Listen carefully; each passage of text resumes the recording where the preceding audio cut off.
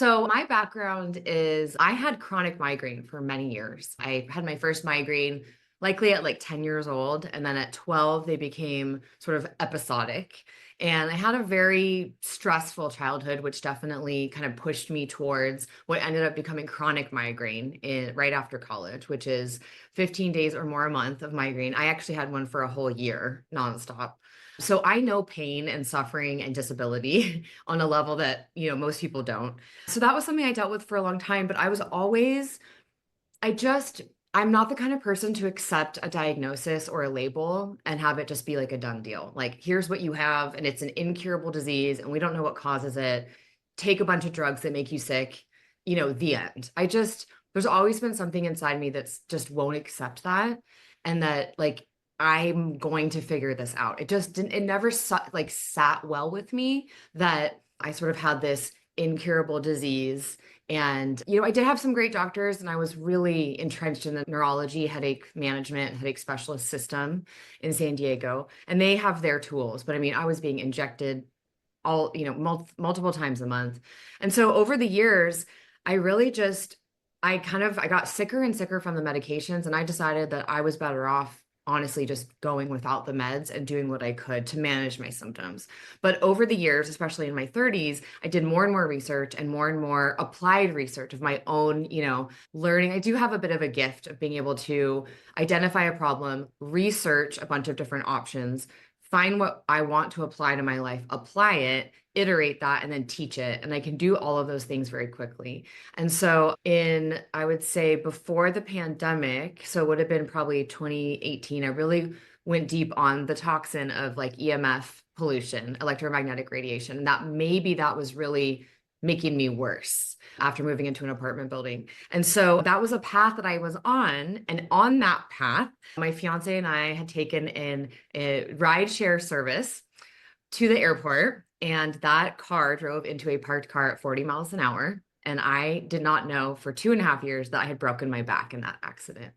So we moved to Colorado from Los Angeles in 2020. And I was so excited, not knowing that I had gotten an unnecessary surgery for a bulging disc because my entire vertebral, system was broken. And we moved to Colorado, and I had a massive relapse after that surgery. And I went through another like year and a half of injections and procedures and, finding out my back was broken. I became migraine free. So that was like the amazing thing, is that I had figured out what to do. We took this drastic measure of moving to the mountains and getting away from the electromagnetic pollution of the big city. And I had my last migraine in 2020. So that was a huge miracle, but I was still in excruciating pain from this new issue.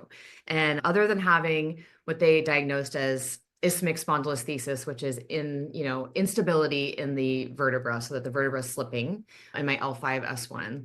So I did have to fail a bunch of procedures, and it was excruciating, especially during the pandemic. I had to endure all of this by myself. I couldn't have anyone there with me. And because of the opioid crisis, I was left to suffer with absolutely no medications for years. And that is not any better than being over medicated, in my opinion. It's worse because it tends to make the pain entrenched in your nervous system. And so that was something I was dealing with. I've had the spinal fusion, an L5-S1 T-lift spinal fusion, in June of 2021, and it was botched. And I didn't know it, but I never got better. I had a pretty much 10 out of 10 bone pain in my sacroiliac joint, where the doctor, for some reason, drilled for bone marrow, which you don't do on a joint that you need to stand. And so ever since that surgery, I couldn't sit, stand, or walk without excruciating pain. My fusion never fused. I never grew the bone. And not only that, but I had to see pain managers for the pain because my surgeon wouldn't manage my pain, even though he's the one that caused it. And no one took any of my symptoms seriously. And so I just got cortisone injections every 3 months for the next 2 years, until I got to the point where I was really fed up, and I was learning more and more about how dangerous these injections were, and that I needed to see somebody else. And so I did get a second opinion, and thank goodness that second opinion said, this is not appropriate for you to be so young getting injections every 3 months. We need to find out if you're fused. Why has no one gotten any imaging? And I'm like, welcome to pain management in America. I don't know why no one would take an image to see if my surgery had been a success, but that was what I was dealing with. And he took the imaging and he said, "You're not even fused. Your fusion was a failure, and that's probably why you're in pain." And so then I went through a whole nother journey of trying to figure this out. And so I interviewed some more surgeons. The first surgeon said, "Let's fuse your SI joint," which, by the way, is 6 months in bed. I already pretty much spent like the last 4 years in bed, or 3 years. So I wasn't interested in that. Another surgeon wanted me to have a bunch of tests that literally no one would perform and my insurance wouldn't cover. And when I couldn't, I was not allowed back into his practice. And just like Goldilocks, I found like the just right Dr. Simpson here in Austin. And he was very conservative and said, "I don't want to cut you unless I'm 90% sure that I can help you. But, your imaging looks perfect. Let's wait till your hardware fails." So we made a plan. And the plan was, when I knew my hardware failed, we would talk. And in the meantime, one of my migraine coaching clients had introduced me to the Healing is Voltage book. I had already pretty much figured this out on my own based on some of the other research I had done. This woman named Dr. Angela Stanton wrote a book about called The Migraine Epidemic, and it points in the direction that the migraine brain has higher voltage needs than a regular brain. And so the body doesn't have enough voltage. When the brain is asking for it, there isn't enough available. The brain sort of short circuits. It has a cortical spreading depression, and that the whole migraine sort of cascade can be completely avoided if there is always enough voltage in the body. So I had already figured that out and I had applied it to my life and it was working for me. And I didn't have a migraine for 3 years until last year. One of the many, many side effects I had from the many drugs I was on was actually some migraines. But I'm going to get to that in a second because I got to use the technology in a way that I wouldn't have been able to otherwise. And I got to prove some really cool things. I realized, okay, in my journey, I was focusing on mitochondrial health. And if mitochondria is sort of the responsible engine for generating this voltage, then I'm going to do everything I can to support my mitochondria to have more voltage in my body. And that worked. It worked for me in sense of migraine, but it wasn't enough to get me out of this critically disabling bone pain. And no matter what I did, I couldn't get better. There was nothing I could do. And then once I finally got the doctors to pay attention, there was a massive scar of bone there where the initial drilling had been, that the doctors were like, "This should not be here. Not only have you not fused, but like you've been damaged out right on your joint. Like no wonder you cannot move without pain." So that was the time for me to really look at this. Like, could this technology be the missing link? And I'm very grateful. My fiance has been extremely supportive of me for 6 years now. It's been that I've been enduring this and been in crippling pain. But I said, there's this technology, and I had a call with Carla, and I really felt like this was worth a try. And it was worth the risk because at this point, we'd already tried everything. And even though I had accomplished so much with migraine and helping other women become, free of migraine with the same, processes, this was something I couldn't do on my own with all the knowledge I had. And so we pulled the trigger. I did get the biggest, most advanced package because I really wanted to have the most options that I could use for myself, but also in my practice, like as a coach and helping other people. So I do have all of the pro models, but I'll be honest, I was praying to God that this would work. And unbelievably, in 1 week of daily use, doing the daily protocol for 1 hour, I went from 8 out of 10 bone pain to 0. And I've never had it again. And even though I had to have a complete reconstructive surgery last year, I'll tell you more about that in a moment. The pain that I was dealing with, that SI joint pain, has been gone since 1 week of using this device. And so ever since then, you can see my excitement. I've just wanted to shout it from the rooftop of like, "Oh my gosh, you people, like this is the missing piece." And I jumped in. I took all of the education on the education center, which I love, by the way. I learned so much and I was able to apply so much. And Carla was an amazing resource. Every time I had a question, we would jump on and like talk through, anything. But I started with every day doing the protocol, and my pain, day 1, my pain came back. Day 2, and she said, "Reset your nervous system. The second the pain comes back, do the first 3 steps, right? Craniosacral pump, vagus nerve.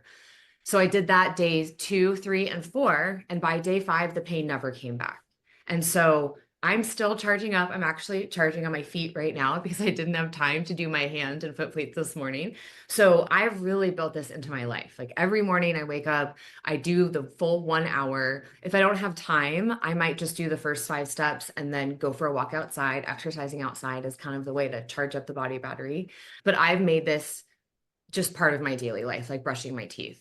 What is exciting is that once you build this up in the body, you can go a few days without it. Like I can go a few days and I have no issues. But because I want to wean off pain medication and the damage done to my muscles in the last surgery was so severe that making sure my body has enough to heal itself is really important to me. So like that was my miracle experience with this. So I got about from October 5th, 2023 to February 28th, 2024 of complete pain freedom.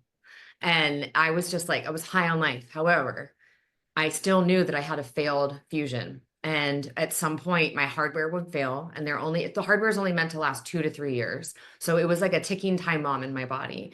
And as someone who wants to ski again, I actually did get to ski that January, but wanting to ski, wanting to travel, wanting to get married and have a wedding, it was really weighing heavily on me that at any time this sort of failure could happen and I'd be back in excruciating pain and I have to go straight into surgery. So I made a plan with my doctor, as I talked about. And then I actually went to the conference in Irving, and it was an amazing experience. I learned so much. And I drove home. It was my first time of being independent like that in probably 4 years. But on Easter Sunday, I woke up in 10 out of 10 pain. And I knew that that was it. That's what had happened. And so I went to see my surgeon. And this is just for all of you out there that have had an accident and have had spinal, disability. In my story, my imaging was always perfect. There was essentially nothing on there that indicated, except that they didn't take an x-ray the first time, believe it or not. And when you have an L5S1 PARS defect, in my case, totally broken PARS, you cannot see it on an MRI. You have to take an extension flexion x-ray. So after, my relapse, we moved to Colorado, I did some PT, I wasn't getting better. And my fiance said, just please go see a doctor. Like something's wrong. Like you're not right. The disc surgery I had did make me feel better. I was able to walk, which I couldn't do for more than like 20 feet at a time. So that was great, but I couldn't exercise without excruciating pain. And I was so desperate to get out of the personal injury situation because it had been done in this car service.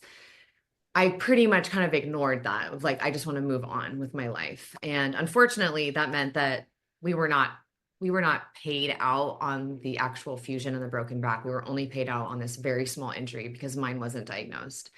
And so 2020, in October of 2020, I go to the doctor in Vail and they take an extension flexion x-ray. I recommend anyone that's had any kind of spinal injury to get one of these extension flexion x-rays because it shows your back extending and flexing. And that's the only way that you can see these defects. And the doctor literally just takes x-rays, walks in, puts them up and goes, your back is broken, like completely broken. How did this happen? I don't know how you're even walking in here. I mean, I was in excruciating pain, but he's like, this is remarkable. We don't see this very often. And so, that led to me having to get an entire year of procedures, probably another 25 injections on top of like the 10 I'd already had, nerve ablations, I mean, you name it. And so then came the time for this surgery. And as you could tell, like it never got better. I was in so much pain and nothing ever worked. I didn't fuse, right? It's one thing when you are an able-bodied person that you can charge up your body battery by going outside and exercising. But when you can't get out of bed, when you cannot walk, there's no other way to charge up the body battery than with this technology. And so for me, that was why I had such a radical experience because I wasn't able to do anything. And that got me out of bed and able to start like exercising and just living a normal life and participating in the activities that would give my body energy naturally.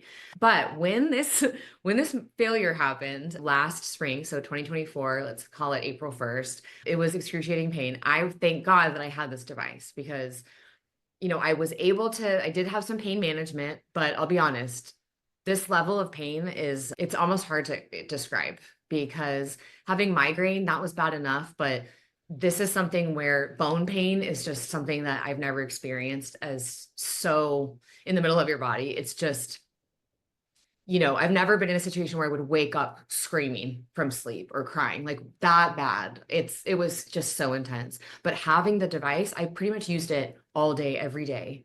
And it was the only thing that kind of like kept me going when I had to wait. I had to wait only a month to get in there for surgery, but I was able to use that device all day and like using the transducer right on the spot of pain after charging up for a couple of hours. I mean, I was able to take my pain from, 8 down to 4 and then medicate the rest. And at the time, like that was a really big deal. And then I did have the surgery and it was very unexpected of how brutal it was. And I want to kind of share with you what that was like because it just goes to show the power of the technology. I had the surgery. My doctor was brilliant. He got like 7 CPT codes approved by my insurance, and it was like exploratory surgery because we had really no idea what was going on in there. I woke up from surgery screaming. I woke up, my own voice like woke me up. It was that bad. And that was kind of setting the tone for what my recovery was like. He did tell me the first thing he told me, the anesthesiologist came running and they gave me more medication. The first thing my doctor said, he looked me in the eye and he said, "You were right. That was the worst thing I have ever seen in my career. And I am so sorry that I didn't help you sooner." And I'm like, okay. He goes, "You had a nerve stuck to a spinning bone. And the only thing holding you together was scar tissue. And I had to remove it all. And I'll tell you about it later." And I went to sleep and had a few more of those incidences. And when I spoke with him the next day, he walked me through what he had seen. And he was white as a ghost after that surgery. Like he was affected by what he saw in there. And so this gives you sort of an idea of how powerful this technology is for this surgeon who was only one of 3 doctors in Austin that would do a revision of a failed spinal fusion. It's a difficult and risky surgery. So you really have to be a specialist. And honestly, I would tell anyone, go see someone that does that as your first option. Go see someone that fixes other people's mistakes as your first option so that you can avoid this. But he walked me through it and he just said, "I've never seen anything like this. The entire surgery, I just kept repeating over and over again, I feel so bad for her. I cannot believe this." And he just walked me through. He said, "Your broken pars, the very first thing that they're supposed to do is lock them down or remove them." And neither of those things happened. And he's like, "Your hardware was not even working at all. We don't know how long it had been since it actually had failed. But nothing was even, working. Your nerve had adhered with massive scarring around it to the spinning bone. So that was moving." And he said, the only thing holding you together was scar tissue. And he said, "Your imaging was literally perfect. I didn't see any of this on the imaging. When I opened you up, your core strength," which I heard from the first surgery, he said, "your core was so tight that my spacer," for those of you that have a stomach, maybe, a sensitive stomach, you don't need to hear this part, but he's like, "My spacer wouldn't open you up further enough." And I had to have 2 techs each hold a spacer and pull with all their body weight, and I'm a very small person, to open up my entire right side. He said, "Your scar tissue had migrated from not just your L5S1 to all the way to my right side of my rib cage in the front." And he had to strip scar tissue off every layer of muscle, which is 5 plus the bone. So 6 layers of scar tissue had to be removed. And he was like, "You are going to be in brutal pain. This is going to be the absolute worst recovery possible. And I'm so sorry." He said, "I actually stopped in the middle and called the rep that is best friends with the man who invented the hardware the first doctor put in. And I wanted to take it out because this was an absolute nightmare. And I was told that if I took it out, it would make things far worse. You would have damage that we could not repair. So I left it in and I did everything I could to help you." But he just said, "I am so sorry. This is going to be brutal." And he was not kidding. When you're recovering from a spinal fusion, the rule is that you cannot do any activity if you're not wearing your brace. I could not wear a brace for 3 months because of the bruising and the pain. So I was unable to do anything but go to the bathroom. So I was in bed for a total of 4 months. And I had every single side effect you could imagine, blisters, like, oh my God, a terrible, terrible joint pain. I was actually on fentanyl and I was extremely sick, like constantly nauseous all the time, on top of blisters, on top of horrible pain. But I used my device obviously every single day. And I would love to share some pictures with you where you can show what it looked like on day one and like even just what the skin looked like after a month. It was, but I don't know how I would have gotten through that. It was absolutely the worst experience of my life. I've never been in so much pain, but without this device, like I just don't even know what it would have looked like. I fused in 5 months. Instead of not fusing in 3 years from the first surgery, I fused in 5 months, which is practically unheard of. I was 90% fused at 3 months. And that is the power of this technology. If I had not had it, I easily could have been in bed for a year because of how long it would have taken the tissue to heal, the bone to heal, and then, of course, like the side effects and all of that experience. So for me, not only getting out of pain the first time, but radically speeding up the healing process, it gave me my life back. And so I'm not even 1 year out and I'm completely out of pain. I have been out of pain for a few months now. I am still on some like long acting medications that I have to wean off very slowly due to the level of damage that my tissue experienced. But this technology is not, it's given me my life back, but it's also just proven how powerful it is. And it's really informed me that now in my coaching practice, I really want to encourage people to buy the devices so that I can coach them in their journey, because this gives you just an entirely new level of, healing. And I had not had a migraine in 3 years up to that point. And I had, like I said, every side effect imaginable, gastrointestinal, emotional, physical, everything, skin rashes. I mean, it was awful, but I had migraines and I had probably 5 or 6 episodes in about a 10-day period before we changed my medications. And this was actually, I felt like kind of a God-given opportunity to test the technology because I couldn't have given myself a migraine. There was no way that I could go backwards at that point and recreate the conditions in my body necessary to have one. So it was kind of exciting. I got to use the device and I had already walked through it with Carla where she had told me exactly what to do or what to tell my clients to do if they were to get a migraine. And in that situation, there's always a prodrome, which is like a spooky feeling that you know it's coming and you have a very, very short window to do something ultimately to increase the voltage in the body to abort the migraine. And so I apply the Y electrode to my neck, the gallbladder meridian, and I was able to not only prevent migraines, but I was able to completely get rid of full-blown migraines within about 20 minutes, which is frankly unheard of and impossible. There is no other methodology that I'm aware of that can do something like that. So it was an amazing experience to be able to like prove it that every malady, I felt like I had every plague in the Bible in a few months, and it tested my faith, it tested my relationships, it tested me on every level. But I was able to use this technology to help me get through the entire panoply of suffering that I experienced. And it got me to the other side so quickly that all of my doctors are shocked. It's disappointing that they don't really care about what I did. They don't really want to know what I did, but they've all just been like, you're better. We don't need to see you anymore, which is an amazing experience after all I've been through. But what's also interesting is that I didn't mention that during the botched surgery, I was told by the surgeon that I would have a faster recovery if I did not go to sleep. And I was not under general anesthesia. I was awake during that surgery and the anesthesiologist did not give me enough anesthesia. And halfway through my legs, I was able to move my legs and I was screaming bloody murder in pain. And I had the anesthesiologist look me straight in the face and be like, you don't really want any more medicine. That was so traumatizing. And I was not able to get any mental health care after that because of COVID. Every single practitioner said, we're only seeing suicidal people.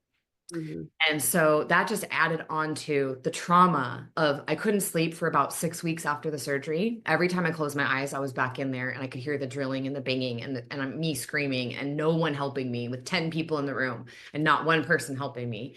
And there's a lot of people that have been out there that are out there that have endured medical trauma. And now that I'm talking about it, it's amazing how many people have been hurt like this. You know, you go in for one thing and you come out with a brand new injury, psychologically, mentally, and physically.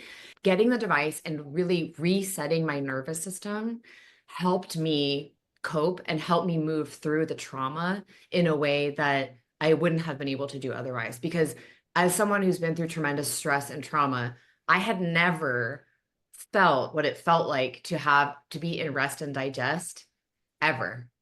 I think the closest thing to it was like 6 hours of meditation and yoga at a retreat.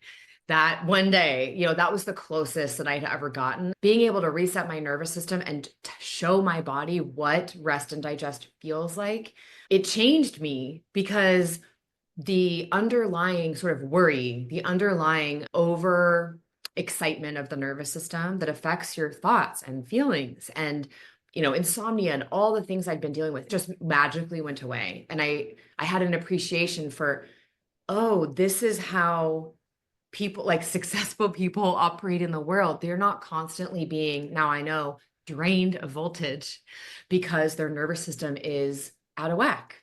And so it wasn't just the physical, it was really the mental and the emotional that I was able to move through because of the technology and having my nervous system being properly, set. And then having a tool that anytime it felt out of whack, I can always go back and 5 minutes later, I'm being reset.